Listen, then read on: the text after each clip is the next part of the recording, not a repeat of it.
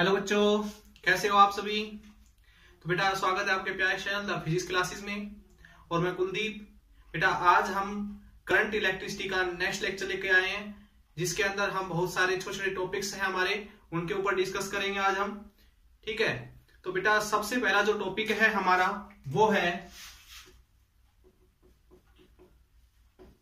Ohm's law in vector form. देखिए बेटा, हमने जो ओम्स लॉ पढ़ा था वो था हमारा V equals to I R. This is the scalar form of Ohm's law. ये ओम्स लॉ की स्केलर फॉर्म थी। ठीक है, आज हम पढ़ेंगे ओम्स लॉ की वेक्टर फॉर्म। तो ओम्स लॉ की वेक्टर फॉर्म पढ़ने से पहले मैं आपको याद दिला दूं कि आज हम जो डिस्कस करने वाले हैं करंट इलेक्ट्रिसिटी के बारे में, क्योंकि करंट इलेक्ट्रिसिटी के बारे में अगर हमने जान लिया तो हम वेक्टर फॉर्म के बारे में भी जान लेंगे। करंट डेंसिटी के बारे में बेटा हम ये डिस्कस कर चुके हैं प्रीवियस लेक्चर के अंदर। तो बेटा हम एक बार थोड़ा सा फिर से डिस्कस कर लेते हैं डेंसिटी के बारे में। तो करंट डेंसिटी क्या है, देखिए करंट का डेंसिटी का फॉर्मूला था कि current per unit area of cross section में से कितना करंट फ्लो कर रहा है, it is called current density. Current upon में area of cross section. For example मान लीजिए ये आपके पास एक कंडक्टर है, ये हमने कंडक्टर लिया और इस कंडक्टर का एरिया ऑफ क्रॉस सेक्शन ये है हमारा। लेंथ हमने इसकी मान लो L ले ली इस कंडक्टर की, और बेटा इसके अंदर से करंट फ्लो हो रहा है इस डायरेक्शन में। ठीक है, अब देखिए करंट डेंसिटी में एरिया क्या है, जो ए है यहां पर वो एरिया है, area perpendicular to the direction of current flow. Current जो फ्लो हो रहा है उसकी डायरेक्शन के परपेंडिकुलर जो एरिया ऑफ क्रॉस सेक्शन है वो है हमारा ए। देखिए बेटा ध्यान से अगर देखें आप लोग तो ये एरिया जो है हमारा ये करंट के बिल्कुल परपेंडिकुलर, तो यहां पर आपने ए लेके चलना है।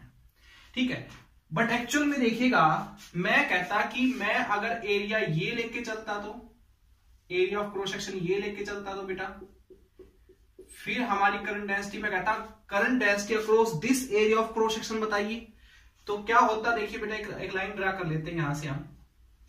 ठीक है, तो एरिया आपने यही लेके चलना है। वेक्टर ये देखो एरिया वेक्टर क्या होता है, हम एरिया वेक्टर के बारे में डिस्कस कर चुके हैं। एरिया वेक्टर क्या होता है बेटा, अगर आप कोई भी एरिया ऑफ क्रॉस सेक्शन लेके चल रहे हो उसके परपेंडिकुलर जो होता है उसको हम एरिया वेक्टर बोलते हैं।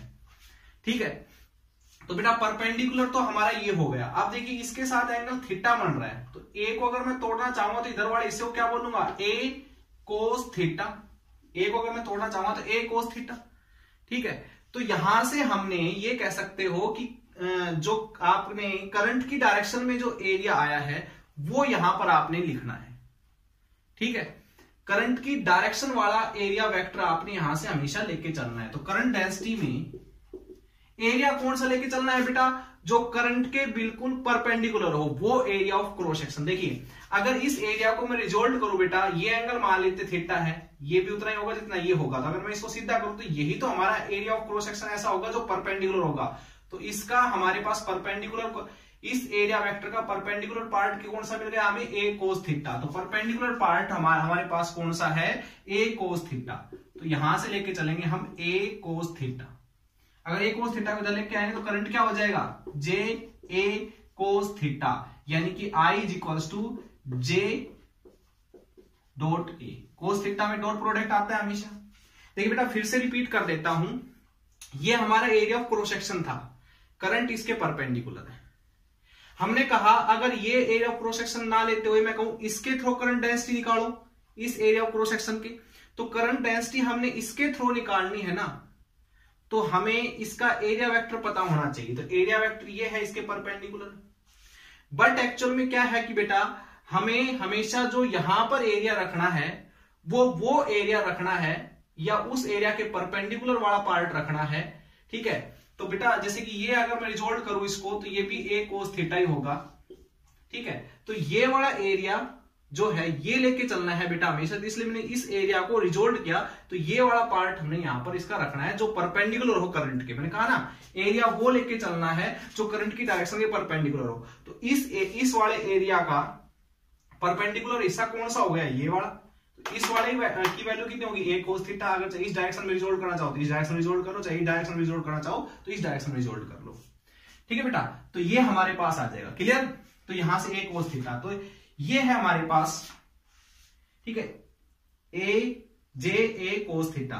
तो ये यहां पर a जो है और j जो है इनके बीच का डॉट प्रोडक्ट। तो यहां से प्रूव होता है कि जो j है ना वो वेक्टर फॉर्म है, यानी करंट डेंसिटी जो है वो वेक्टर क्वांटिटी है। क्या है, एक वेक्टर क्वांटिटी। ये भी प्रूव हो जाता है यहां से। चलो ये तो एक बेसिक चीज थी। एक्चुअल में हमें पढ़ना था Ohm's law in vector form. तो मैं इसको साफ कर देता हूं, उतारना चाहते हो बेटा आप उतार सकते हो। देखिएगा, पॉज करके उतार लिया करो।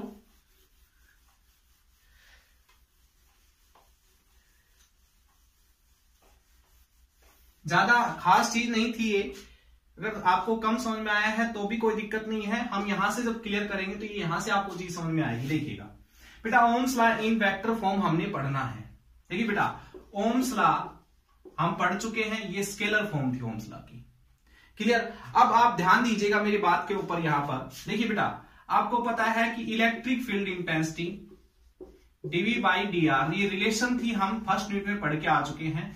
एक कंडक्टर हमने बेटा यहां पर लिया है जिसकी लेंथ L है, इसके अक्रॉस एक बैटरी लगा के हमने पोटेंशियल डिफरेंस V अप्लाई करवाया है। तो बेटा V potential difference, negative sign सिर्फ डायरेक्शन दिखाने का काम आता है। अगर मैं उसको लिखना चाहूं कि इतनी लेंथ के कंडक्टर पे इतना पोटेंशियल डिफरेंस अक्रॉस अप्लाई हो रहा है, तो हम इस रिलेशन को ऐसे भी लिख सकते हैं, V की जगह dV की जगह V लिख लेंगे और dr की जगह L लिख लेंगे। तो ये रिलेशन आपको कई बार बता चुके भी हैं हम। ठीक है, तो ये थी। क्लियर बेटा, अब दूसरी चीज देखिएगा इसी के अंदर जो हमने अभी पढ़ा जे ए, ये भी चीज आपको पता है। आई इज इक्वल टू जे, या करंट डेंसिटी जो है जे वो हमारी क्या होती है, आई अपॉन में ए। ठीक है, ये चीज क्लियर यहां से सबको। ओके, अब ये वाली वैल्यू उठा के और ये वाली वैल्यू उठा के यहां से एक काम करो, वी की वैल्यू निकाल दो। V is equal to E into L हो जाएगा। ये सारी वैल्यू यहां पर उठा के पुट कीजिए। तो बेटा यहां से क्या आएगा बताना, यहां से वी की वैल्यू होगी ई एल, इसमें पुट कर रहे हैं आर, आर की वैल्यू बताइए मुझे, रो एल बाई ए, ये भी हम पढ़ चुके हैं। तो ये सारी वैल्यू पुट कीजिए, रो एल बाई ए। ठीक, आई की वैल्यू कितनी है, जे ए। तो एल से एल कैंसिल, ए से ए कैंसिल, ई क्या आ गया बेटा, रो जे।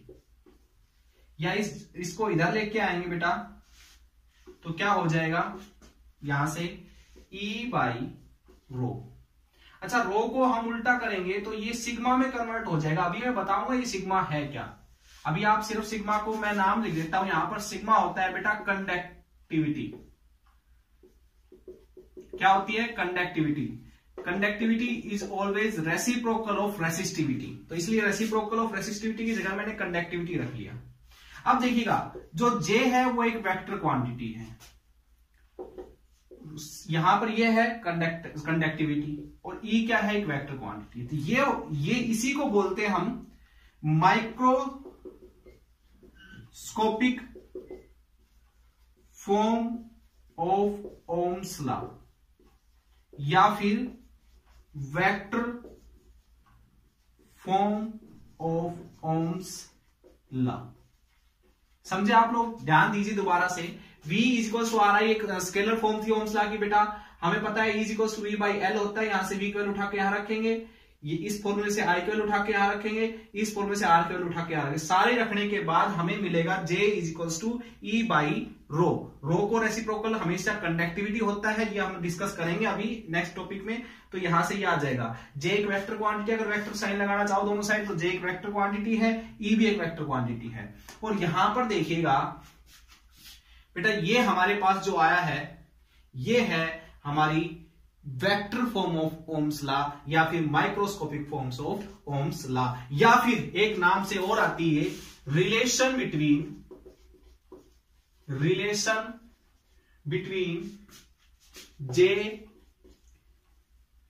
Sigma and E. J sigma और ई के बीच में रिलेशन। ओके बेटा, तो ये कई नाम से भी आ सकती है, microscopic form of Ohm's law बताइए, या फिर vector form of Ohm's law बताइए, या फिर relation between J sigma and E के बीच में रिलेशन बताइए। तो आपको आई थिंक बेटा ये चीज समझ में आ गई होगी। अब नेक्स्ट पढ़ते हैं हम, देखिएगा mobility of charge carrier, conductivity, conductance, mobility, ये सारी चीजें आज हम पढ़ेंगे बेटा, ध्यान दीजिएगा। अब हम पढ़ते हैं मोबिलिटी, कंडक्टेंस कंडक्टिविटी में पहुंचेंगे। मोबिलिटी क्या होती है बेटा लोग, आप सभी जानते हो एक कंडक्टर के अंदर, कंडक्टर की बात कर रहा हूं, बहुत सारे क्या होते हैं, फ्री नंबर्स ऑफ इलेक्ट्रॉन्स या free numbers of charge carrier, या इनकी वजह से ही इनके अंदर करंट फ्लो होता है। ये जो free number of charge carrier है, इसी की वजह से इनके अंदर करंट फ्लो होता है, इसलिए इनको करंट कैरियर भी बोल देते हैं। क्या बोल देते हैं? Current carrier. समझ में आ गई बात? तो यहां पर इलेक्ट्रॉन क्या है? करंट कैरियर है। V पोटेंशियल डिफरेंस अप्लाई करने के बाद, E external electric field apply करने के बाद, देखिए बेटा यहां से पॉजिटिव, यहां से नेगेटिव, तो पॉजिटिव और नेगेटिव इफेक्ट यहां पर अगर अप्लाई हो रहा है L लेंथ के कंडक्टर के ऊपर, तो यहां पर पोटेंशियल इलेक्ट्रिक फील्ड होगा कि नहीं होगा? बैटरी कनेक्ट है दोनों साइड, इसलिए यहां पर क्या होगा, अंदर कोई भी इलेक्ट्रिक फील्ड प्रोड्यूस नहीं होगा। इलेक्ट्रॉन क्या करेंगे, ड्रिफ्ट होते इलेक्ट्रॉन ड्रिफ्ट होते हुए इस साइड पहुंचेंगे। ठीक है, तो इन इलेक्ट्रॉन्स के पास कौन सी वेलोसिटी होगी? ड्रिफ्ट वेलोसिटी होगी। ठीक है, कितनी होगी वो हमारा कंडक्टर के ऊपर डिपेंड करेगा। बात ध्यान इसी के ऊपर की बात है। मोबिलिटी पढ़ने जा रहे हो आप, ध्यान दीजिएगा। देखिए बेटा, इलेक्ट्रिक फील्ड आपने अप्लाई किया, अब ये इलेक्ट्रॉन है, ये चलने लग गया। Electric field, external electric field apply करते ही इलेक्ट्रॉन इस साइड ड्रिफ्ट वेलोसिटी v से मूव करने लग गया। एक चीज और रिलेशन लिख रहा हूं मैं, NaEVD, current is directly proportional to drift velocity, यानी कि जितनी ज्यादा ड्रिफ्ट वेलोसिटी होगी उतना ही ज्यादा इस कंडक्टर के अंदर करंट फ्लो करेगा। तो बेटा ध्यान दीजिए, ड्रिफ्ट वेलोसिटी अगर इलेक्ट्रॉन की ज्यादा होगी, इलेक्ट्रॉन की ड्रिफ्ट वेलोसिटी ज्यादा होगी तो ही करंट ज्यादा होगा। इलेक्ट्रिक फील्ड ये है। फॉर एग्जांपल एक चीज और समझ लीजिए, तब हम सारी चीजों को कनेक्ट कर देंगे। देखिएगा, ये कंडक्टर है, इसके ऊपर भी potential difference V apply, external electric field उतना ही अप्लाई कर रखा है जितना इस वाले कंडक्टर पे। ये मान लीजिए एल्यूमिनियम का है, ये मान लीजिए आयरन का ही है, आयरन मान लीजिए। ठीक है बेटा, आयरन का मान लीजिए आप।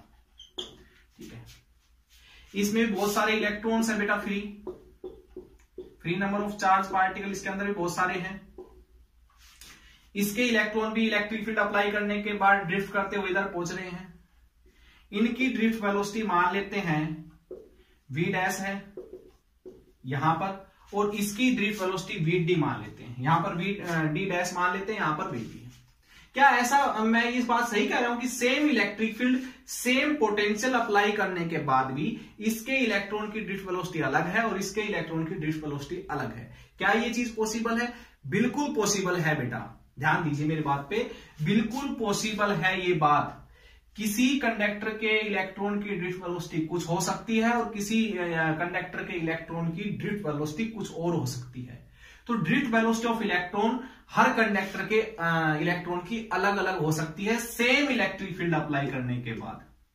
यानी कि इसमें फ्लो करने वाला करंट और इसमें फ्लो करने वाला करंट दोनों अलग अलग हो सकते हैं। सेम V अप्लाई करने के बाद भी करंट आप दोनों के अंदर अलग अलग है। दोनों कंडक्टर की लेंथ L थी, दोनों का area of cross section A था, दोनों के लिए टेम्परेचर भी क्या था? फिक्स था। बट फिर भी इसमें करंट कुछ और फ्लो कर रहा है, इसमें करंट कुछ और फ्लो कर रहा है, यानी कि इसके इलेक्ट्रॉन की ड्रिफ्ट वेलोसिटी कुछ और है, इसके इलेक्ट्रॉन की ड्रिफ्ट वेलोसिटी कुछ और है। यानी कि किसी भी कंडक्टर के अंदर करंट का फ्लो करना, किसी भी कंडक्टर के अंदर करंट का फ्लो करना डिपेंड करेगा उन कंडक्टर के चार्ज कैरियर की ड्रिफ्ट वेलोसिटी के ऊपर। ड्रिफ्ट वेलोसिटी डिफरेंट, तो करंट के कंडक्टर के में करंट भी अलग होगा, डिफरेंट होगा। मान गए इस चीज को? तो बेटा ये कह सकते हो। अब हम अपने टॉपिक मोबिलिटी के ऊपर आते हैं। मोबिलिटी की बात जब हम करते हैं तो हम ये कह सकते हैं mobility of charge carrier, mobility को म्यू से डिनोट करते हैं बेटा, क्या से? म्यू से। ऑफ चार्ज कैरियर, ये कह सकते हो कि कितनी ड्रिफ्ट वेलोसिटी होगी कितना इलेक्ट्रिक फील्ड अप्लाई करने के बाद, यानी कि mobility of charge carrier he responsible होती है कितना करंट फ्लो करेगा। चार्ज कैरियर के ये कह सकते हो कि चलने की क्षमता, एक हिसाब से मोबिलिटी को ये कह सकते हो चार्ज कैरियर की चलने की क्षमता। कोई इतना इलेक्ट्रिक फील्ड लेके कुछ और वेलोसिटी से मूव कर रहा है, कोई इतना इलेक्ट्रिक फील्ड लेके कुछ और वेलोसिटी से मूव कर रहा है। So mobility is defined as the ratio of drift velocity and applied electric field. ठीक है बेटा, तो ये आपके पास आ गई। तो ड्रिफ्ट वेलोसिटी का एक नया फॉर्मूला भी हम यहां से जनरेट कर सकते हैं। मोबिलिटी का फॉर्मूला ये हो गया, ये भी को इधर ले आए।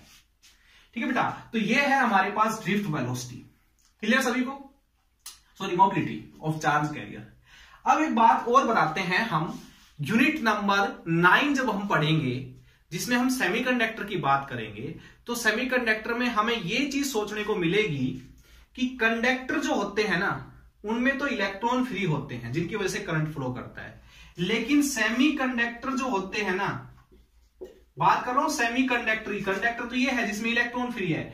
सेमीकंडक्टर जो होते हैं उसमें इलेक्ट्रॉन के साथ साथ होल भी फ्री हो सकते हैं। तो आप सोच रहे होंगे सर ये होल कहां से आ गए? तो बेटा होल को हम समझेंगे अच्छी तरह से 9th यूनिट में। सिर्फ आप थोड़ी देर के लिए मान लीजिए पॉजिटिव चार्ज कैरियर्स होते हैं। ठीक है, तो इन होल, ये होल भी चलते होंगे, तो बिल्कुल हम मान लेते हैं थोड़ी देर के लिए चलते हैं। इनके बाद डिटेल में हम पढ़ेंगे 9th यूनिट के अंदर। तो ये होल भी चलते हैं, तो इन होल की भी ड्रिफ्ट वेलोसिटी होगी, तो बिल्कुल होगी बेटा। तो होल की ड्रिफ्ट वेलोसिटी अलग हो सकती है भाई, यानी कंडक्टर हो चाहे सेमीकंडक्टर हो, उनके अंदर करंट किनके ऊपर डिपेंड करता है फ्लो करना? Free charge carrier. इसमें इलेक्ट्रॉन, इसमें होल है, इसमें होल की वजह से करंट फ्लो होगा, इसके अंदर इलेक्ट्रॉन की वजह से करंट फ्लो होगा, होल। ठीक है, अब देखिएगा। अच्छा, इसको थोड़ा सोल्व कर लेते हैं। देखिए बेटा, वी डी की वैल्यू क्या होती है? ई टाउ बाई एम होती है। वी डी की वैल्यू रख लीजिए यहां पर, तो क्या आएगा यहां से? ई टाउ बाई एम, नीचे क्या है? ई से ई कैंसिल, तो म्यू आ गया ई टाउ बाई एम, तो ये आ गई। अच्छा, इलेक्ट्रॉन की मोबिलिटी कितनी होती है? अगर इलेक्ट्रॉन फ्री हुए तो इलेक्ट्रॉन की मोबिलिटी होगी बेटा ई, इलेक्ट्रॉन का रिलैक्सेशन टाइम और इलेक्ट्रॉन का मास। ठीक है, या फिर कहेंगे हम कि मोबिलिटी ऑफ होल कितनी होगी? अगर फ्री चार्ज कैरियर होल हुए तो होल का भी चार्ज उतना ही होता है जितना इलेक्ट्रॉन का होता है, ई लेके चलेंगे यहां पर भी, और होल का रिलैक्सेशन टाइम और होल का मास। तो ये होती है बेटा मोबिलिटी। मोबिलिटी की यूनिट क्या होती है? ध्यान दीजिए, मोबिलिटी की यूनिट बेटा मैं बताने जा रहा हूं अब आपको। मोबिलिटी की यूनिट क्या होती है? देखो, drift velocity, drift velocity unit of mobility. ध्यान दीजिए मेरी बात में, मोबिलिटी की यूनिट क्या होगी बेटा? ये वेलोसिटी, वेलोसिटी होती है मीटर पर सेकंड। ठीक है, और इसकी होगी न्यूटन पर कूलाम, तो ये होगी बेटा मीटर कूलाम, न्यूटन पर और कूलाम पर, तो ये होगी मीटर कूलाम, सॉरी न्यूटन पर सेकंड, सॉरी ये आएगी। तो न्यूटन, सॉरी मीटर कूलाम पर न्यूटन पर सेकंड, तो ये है यूनिट ऑफ ड्रिफ्ट मोबिलिटी। ठीक है बेटा, आ गया सभी को समझ में ये चीज? अब आगे बढ़ते हैं, देखिएगा। Vector form of Ohm's law पढ़ी हमने बेटा, मोबिलिटी पढ़ी हमने। अब हम पढ़ते हैं कंडक्टिविटी, कंडक्टेंस क्या होती है। कंडक्टिविटी साथ साथ उतारते रहा करो, नोट्स बनाते रहा करो। देखिए बेटा, बात करते हैं हम सबसे पहले कंडक्टेंस की।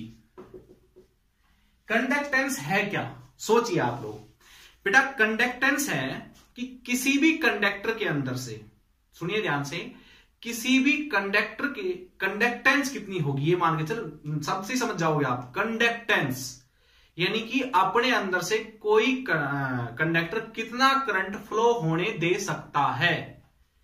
सोचिए, कोई भी कंडक्टर अपने अंदर से कितना करंट फ्लो होने दे सकता है, तो डिपेंड करेगा उस कंडक्टर के रेजिस्टेंस के ऊपर। ठीक है, अगर रेजिस्टेंस ज्यादा हुआ तो अपने अंदर से कम करंट फ्लो होने देगा, यानी कि उसकी कंडक्टेंस कम होगी। अगर रेजिस्टेंस कम हुआ तो अपने अंदर से ज्यादा करंट फ्लो होने देगा, यानी कि उसकी कंडक्टेंस ज्यादा होगी। तो रेजिस्टेंस कंडक्टेंस बेटा जो होती है उसको हम G से डिनोट करते हैं, और it is the reciprocal of resistance, यानी कि रेजिस्टेंस ज्यादा तो कंडक्टेंस कम, रेजिस्टेंस कम तो कंडक्टेंस ज्यादा, रेसिप्रोकल। ठीक है बेटा, रेसिप्रोकल बोलेंगे, इनवर्सली प्रोपोर्शनल नहीं, रेसिप्रोकल। ठीक है, ये फॉर्मूला होता है कंडक्टेंस का, G से डिनोट करते हैं, और इसकी यूनिट क्या होती है, यूनिट ऑफ कंडक्टेंस क्या होती है बेटा, ओम इनवर्स, है ना, या फिर ऐसे भी ओम इनवर्स, या फिर इसको मोह भी बोल देते हो बेटा। देखिएगा आर नीचे आ रहा है, ओम इनवर्स या मोह बोल देते हैं। मोह को हम एक नाम दिया गया है सीमन, क्या, सीमन। ठीक है बेटा, सीमन जो है यूनिट होती है किसकी, कंडक्टेंस की। ओके, अब हम बात करते हैं कंडक्टिविटी की। कंडक्टिविटी हमने अभी बताया सिग्मा से डिनोट करते हैं बेटा इसको। कंडक्टिविटी इज द देखो, conductance is reciprocal of resistance, तो conductivity is reciprocal of resistivity, है कि नहीं है, रेसिस्टिविटी, रेसिप्रोकल ऑफ रेसिस्टिविटी। और इसकी यूनिट क्या होगी, यूनिट ऑफ कंडक्टिविटी क्या होगी बेटा, अच्छा इसकी यूनिट क्या होती थी, यूनिट ऑफ रेसिस्टिविटी,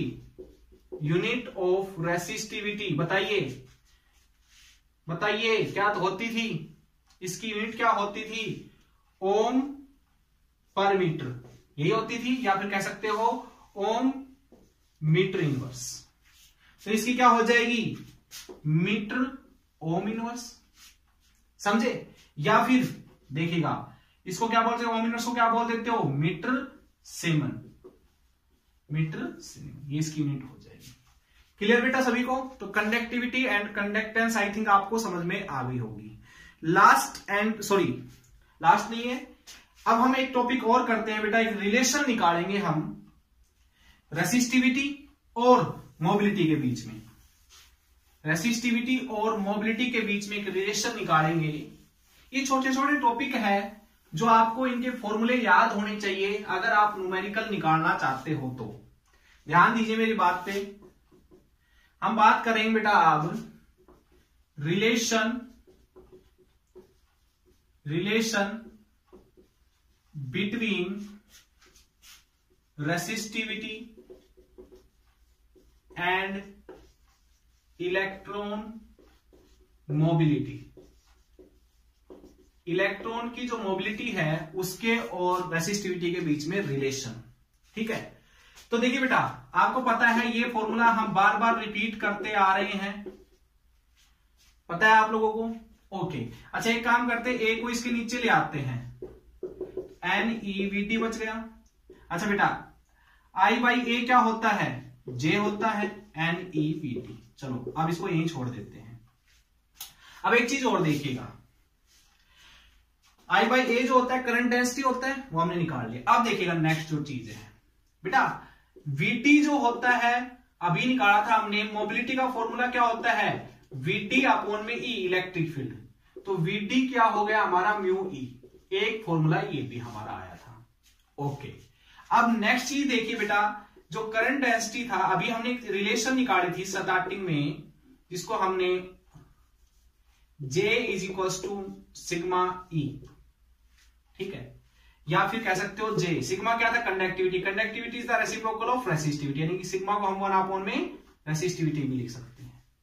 ये बेटा दोनों वैल्यू इसमें पुट कर दीजिए, तो क्या आ जाएगा, यहां से वेक्टर फॉर्म थी हमारी ओम्स लॉ की, NE म्यू E।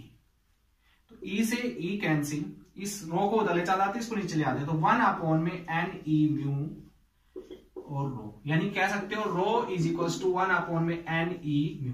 देखिए बेटा N number of free electron per unit volume, E charge carrier, sorry charge on electron, mu क्या, मोबिलिटी। ये रेसिस्टिविटी मोबिलिटी, यानी कि resistivity is inversely proportional to mobility. It is the relation between resistivity and electron. Okay, electron mobility समझ में आ गई बेटा आप सभी को। अब हम नेक्स्ट टॉपिक पे पढ़ते हैं, ध्यान दीजिएगा। आप इसको उतारना चाहते हो तो उतार लिया करो बेटा साथ साथ। अब देखिएगा नेक्स्ट, अब हम बात करते हैं ohmic and non ohmic device क्या होती है बेटा। Ohmic and non ohmic devices क्या होती है। Ohmic and non ohmic device, ohmic and non ohmic device क्या होती है बेटा। देखिए ओम्बिक वो हो गई जो ओम्स लॉ को फॉलो करे, यानी कि ओम्बिक कंडक्टर वो हो गए जो ओम्स लॉ को फॉलो करे। मान लो आपने एक कंडक्टर लिया बेटा, इस कंडक्टर पे आपने पोटेंशियल डिफरेंस भी अप्लाई किया, ये तीर का साइन लगा रहा हूं मैं, देखिए इस बैटरी के ऊपर तीर का साइन लगा रहा हूं। इसका मीनिंग ये सिंबल होता है कि इस चीज का कि ये ऐसी बैटरी या सेल है जिसकी वोल्टेज आप चेंज कर सकते हो, है ना। तो यानी कि चेंजेबल वोल्टेज की हमने यहां पर वोल्ट मीटर लगा लिया, कितनी वोल्ट हम अप्लाई कर रहे हैं। यहां पर हमने लगा लिया बेटा एक एमीटर, ठीक है। अब हम यहां से वोल्टेज बढ़ाते जाएंगे, इसके अंदर से करंट फ्लो कर रहा है, वो करंट बढ़ता जाएगा क्योंकि ओम्स लॉ ने कहा था करंट जब बढ़ेगा, जब वोल्टेज बढ़ाओगे, या वोल्टेज जब बढ़ेगी जब करंट बढ़ा रहे हो, तो यहां से वोल्टेज बढ़ाते जाओगे, यहां पर करंट बढ़ता जाएगा, वोल्टेज यहां दिखाता रहेगा, करंट कितनी वोल्ट अप्लाई कर रहे हो यहां दिखाएगा, कितना करंट है वो यहां दिखा देगा।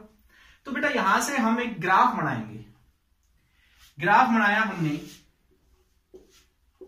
तो ये ग्राफ आया कि वोल्टेज इधर वोल्ट ली, इधर करंट लिया, तो वोल्ट बढ़ाई करंट बढ़ा, वोल्ट बढ़ाई करंट बढ़ा, वोल्ट बढ़ाई करंट बढ़ा, तो ग्राफ आया हमारा कुछ स्ट्रेट लाइन ऐसा। इसका मीनिंग क्या हो गया बेटा, देखिए ओम्स लॉ जो था वो ये था, है ना।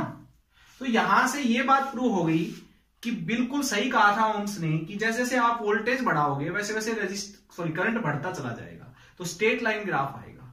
तो ऐसी डिवाइस जिनका ऐसे कंडक्टर जिससे ऐसा ग्राफ मिलता है, तो वो डिवाइस ओमिक डिवाइस है, या वो कह सकते हो ओम्स लॉ को फॉलो करती है। ठीक है बेटा। अच्छा जी, अब कोई और मेटेरियल का हमने कंडक्टर यहां पर ले लिया, हम फिर ग्राफ बनाने लगे, लेकिन अब की बार ग्राफ थोड़ी दूर तक तो स्ट्रेट लाइन गया, लेकिन उसके बाद ऐसा हो गया, है ना, चेंज हो गया। यानी कि ग्राफ जाना तो ऐसे स्ट्रेट लाइन चाहिए था, ऐसे स्ट्रेट लाइन ग्राफ होना चाहिए था। स्ट्रेट लाइन ना जाते हुए या तो वो नीचे की साइड ऐसे हो गया, ऊपर की साइड, यानी कि कहते हैं कि ओम्स लॉ को फॉलो नहीं कर रहा। देखिए कुछ इतनी वोल्टेज तक तो हमने देखा कि वो बिल्कुल ओम्स लॉ को फॉलो कर रहा था, इस वोल्टेज तक तो, ये मान लो 5 वोल्टेज मान लेते, मानने में क्या जा रहा है, 5 वोल्टेज, 5 वोल्ट तक तो वो ओम्स लॉ को फॉलो कर रहा था। लेकिन 5 वोल्ट से ज्यादा अप्लाई करते ही ओम्स लॉ यहां पर फेल हो गया। ओम्स लॉ ने कहा था, क्यों फेल होता है ओम्स लॉ, ध्यान दीजिए, ओम्स ने कहा था कि रेजिस्टेंस एक कांस्टेंट क्वांटिटी होती है। कब? जब टेम्परेचर उस कंडक्टर का चेंज ना हो, टेम्परेचर चेंज ना हो तो आर एक कांस्टेंट होता है। लेकिन बेटा आप सभी पता है कि किसी भी कंडक्टर के ऊपर अगर वोल्टेज बढ़ाओ तो वो कंडक्टर गर्म होना स्टार्ट कर देता है, वो टेम्परेचर उसका चेंज होना स्टार्ट हो जाता है। टेम्परेचर चेंज होती है, आर की वैल्यू चेंज हो जाएगी। आर अब यहां पर कांस्टेंट नहीं रहा, आर कांस्टेंट नहीं रहा तो ओम्स लॉ से स्ट्रेट लाइन ग्राफ भी नहीं आएगा। कुछ टाइम तक तो आर चेंज नहीं हो रहा था, इतनी वोल्टेज तक तो, तब तक तो ओम्स लॉ को फॉलो कर रहा था ये। अब ये ओम्स लॉ को फॉलो नहीं कर रहा, तो ये कहलाएगा आपका नॉन ओम्बिक डिवाइस, यानी कि जो ओम्स लॉ को फॉलो नहीं कर रही, जिनका रेजिस्टेंस चेंज हो जाता है अगर ज्यादा वोल्टेज उनको आप दोगे। मैक्सिमम इस दुनिया में कह सकते हो नॉन ओम्बिक डिवाइस है जो ओम्स लॉ को फॉलो नहीं करती, क्योंकि हर कंडक्टर का टेम्परेचर चेंज होने से रेजिस्टेंस चेंज पक्का होता है। क्लियर बेटा ये चीज? ओके ठीक है।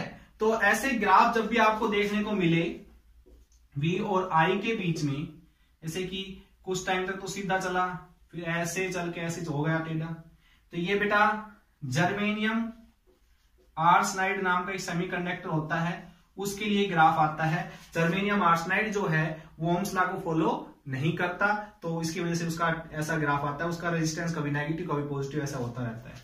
ठीक है। अब देखिए ये हम इधर ले लेते हैं, ये V, ये I, ये V रिवर्स, ये I रिवर्स। ठीक है। तो एक ग्राफ आपका ऐसा भी आएगा जो आप 9th ग्रेड में पढ़ोगे। ठीक है। ये डायोड होती है हमारी बेटा, क्या होती है? डायोड। सेमीकंडक्टर, सेमीकंडक्टर भी ओम्स लॉ को फॉलो नहीं करते हैं। तो ठीक है, तो ये था बेटा आज का लेक्चर हमारा, जिसके अंदर आज हमने मोबिलिटी ऑफ चार्ज कैरियर पढ़ा। फिर से रिपीट कर देता हूं, मोबिलिटी ऑफ चार्ज कैरियर क्या होता है? जिनकी वजह से करंट फ्लो होता है, यानी कि कोई भी कंडक्टर के अंदर जो फ्री चार्ज कैरियर होते हैं वो कितनी तेज वेलोसिटी से मूव कर सकते हैं, कितने इलेक्ट्रिक फील्ड अप्लाई करने के बाद, क्योंकि करंट का फ्लो करना डिपेंड करता है उनकी वेलोसिटी ऑफ चार्ज कैरियर के ऊपर। फिर हमने कंडक्टेंस, कंडक्टिविटी, रिलेशंस पढ़ी बेटा, ohmic and non ohmic devices पढ़ी। तो आप आई थिंक इसको आपको ये चीजें समझ में आ गई होगी, और आप बेटा न्यूमेरिकल निकालिएगा हर टॉपिक के ऊपर। जब तक के लिए all the best and thank you.